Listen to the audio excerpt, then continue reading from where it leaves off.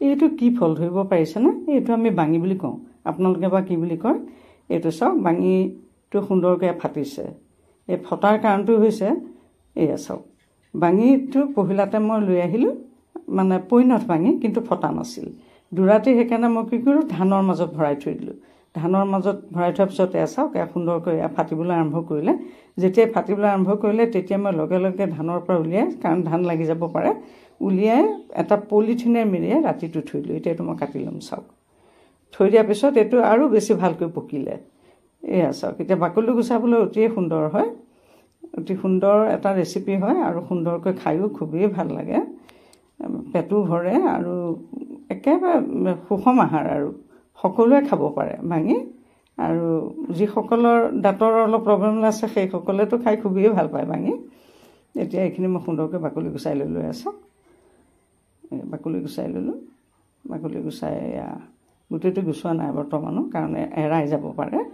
এতিয়া ফালি ল'লোঁ চাওক, ভিতৰত গুটিবোৰ কেনেকৈ থাকে চাওক, একদম পূৰা সাৰি হৈ পেলাই সুন্দৰ হৈ থাকে। এতিয়া এইখিনি মই বাকলি গুচাই ল'লোঁ, যিহেতু ফালি ল'লোঁ।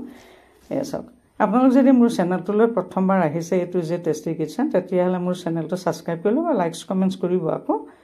এয়া চাওক, গুটিখিনি কেনেকুৱা হৈ গৈছে। এতিয়া এই গুটিখিনি মই সুন্দৰকৈ চাফা কৰি ল'ম।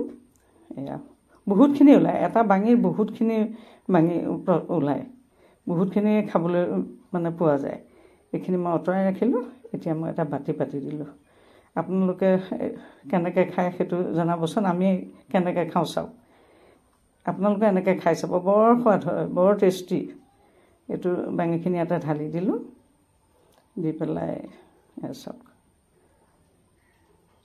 এইখিনি দি দিলোঁ। এইখিনি যিহেতু আমাৰ হৈ যাব মানুহ কম, গতিকে বাকীখিনি ৰাখি থ'লোঁ, এইখিনিতেই মই ৰাখি দিলোঁ। এতিয়া অলপমান ইয়াতে গাখীৰ দিম। এয়া অপশ্যনেল হয় কিন্তু দেই, গাখীৰ দিলে খাই বৰ ভাল পাওঁ কাৰণে গাখীৰ দি খাওঁ আমি। লগতে অকণমান মিঠৈ দিছোঁ, তেতিয়া আৰু বেছি ভাল লাগে।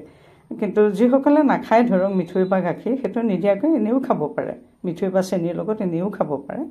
এটা সুন্দৰ ৰেচিপি, গতিকে সুন্দৰ ৰেচিপিটো আপোনালোকে সুন্দৰকৈ বনাই খাব। আৰু এটা নতুন ৰেচিপি লৈ আপোনালোকৰ মাজলৈ আহি আছোঁ, আৰু ভিডিঅ'টো পহিলাৰ পৰা শেষলৈকে চোৱাৰ বাবে আন্তৰিক ধন্যবাদ জনাইছোঁ।